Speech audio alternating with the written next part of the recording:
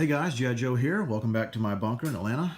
And just completed my Russian infantry and thought I'd give you a quick video to show you the final product. The two infantry I used were the Pegasus Russian infantry in Greatcoats, sorry.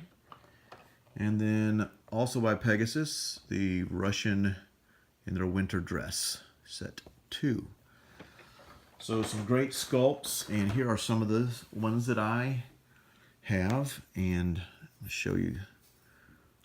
I have, of course, done the same technique as I use on my German and my French, in that I primed them first, and then I put on the paint, and then, of course, I put on the top coat. Now, the color I used for these, General Hand Grenade recommended this TS11 maroon, and that is what I went with. Now, originally, I thought I was going to do this. This is a tester's coat, and if I look at the out of box, it's a really good match. And so I thought, wow, that might work really, really well. Because when I went and I checked it out with the Tamiya, it was a little bit light compared to the dark maroon. And again, I'm trying to get away from having to paint all my pieces.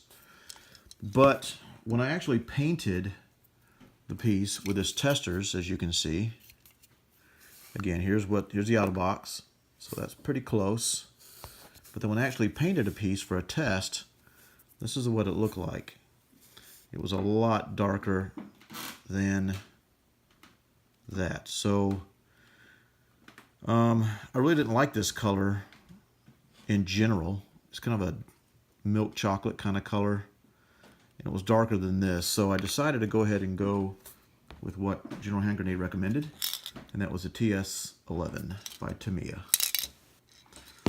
So yeah, and so we have a lot of cool sculpts here with the Russians. This is in the winter dress, and of course you got the Soviet surrendering. Now, one thing I noticed with these is to get the exact color that I wanted, that nice deep, deep maroon, I had to put on several coats. I think I put 2, in some cases 3. And in a couple instances, like you'll see on the back of here, I don't know if the camera's picking this up, but it's a little bit light on the back as opposed to the front. So I think I might add another layer, a brief little spray on the back here to get that back as dark as the front. But these are great sculpts. See, commander with binoculars.